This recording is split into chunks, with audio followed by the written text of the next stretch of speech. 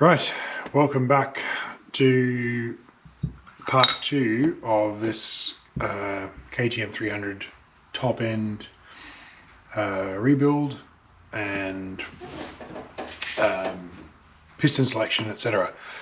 So I picked up my new piston as part of a kit. This is the part number of the piston, and it's a B-size piston. If you recall, I was after a piston of 71.96 millimeters to give me a 50 micron clearance, which is the KTM factory service manual specifies a factory clearance for a piston of 50 microns to 85 microns. So I'm erring on I want to be on the low end of that. So we wear into our clearance rather than out of it. And the Vertex installation instructions also specify, they actually specify 50 to 70 microns clearance and a 15-hour piston life, which is comical since most of us run 150 hours. So I wanted that 71.96. The only one that was available was the 71.95, which is a B size. Vertex make an A, B, and C. And a C is 71.96 nominally. So let's actually measure this and see what it really is.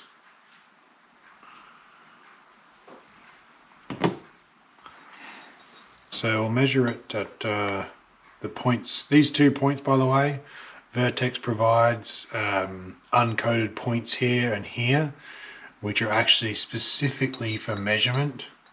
So it's very convenient for them to do that. It's the correct height, so you don't get a skewed angle, and it's not got the coating on it because you don't want to be measuring the coating.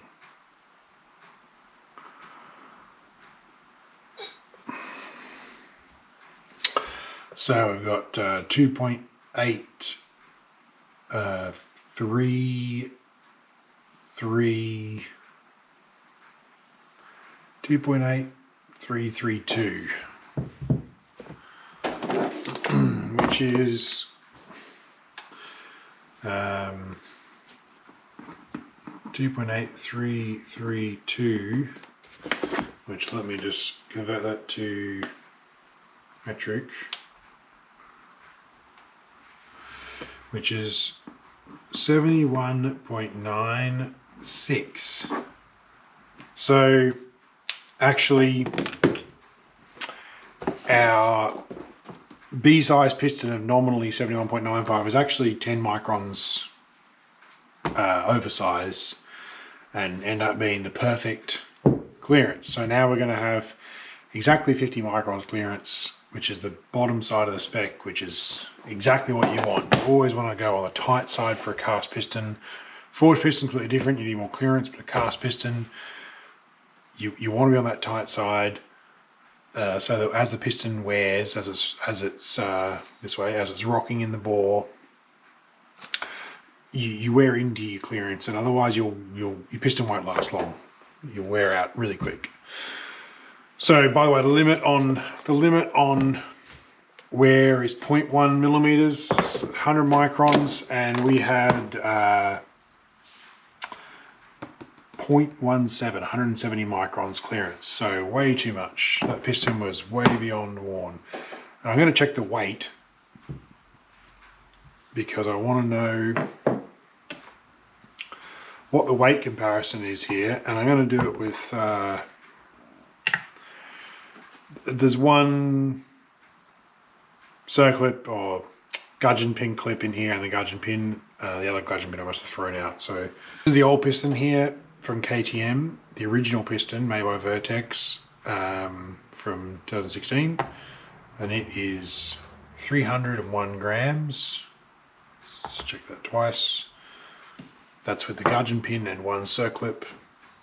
And this is the new piston, also made by Vertex, size B. We're going to Put the same stuff in there, piston pin and one clip. And we are at 308 grams. Check that again, 308 grams. So we're 7 grams. So we're 7 grams heavier on the new piston. I don't know if that's because the piston itself is heavier or if it's just because it's new and they haven't worn any material away. I'll have to calculate that. So looking at the pistons, they're very similar. However, the finish on the older piston, the cast finish, is actually significantly better than the new one. I don't know if you can be able to see that. But the finish, yeah, the finish on the old pistons is actually significantly better. Even the feed rate on the tool that turned the piston, you can see is less than the new ones. They're trying to push their production speed up, which is not generally good. I feel like the quality on the old piston, I think, is better. The hatches at the bottom are more clearly defined. Yeah, it's a little disappointing to see, but apparently Vertex quality has gone down, which is maybe why KTM no longer use them. So anyway, that's our new piston. I'll put a link to the piston kit in the description, which comes with all the O-rings you need for the power valve, the piston, 3 base gaskets, and next video we'll be setting our X dimension, which we want to set to 0, machining our head for a proper squish band, reducing the compression ratio to suit, and yeah, I'll see you guys later.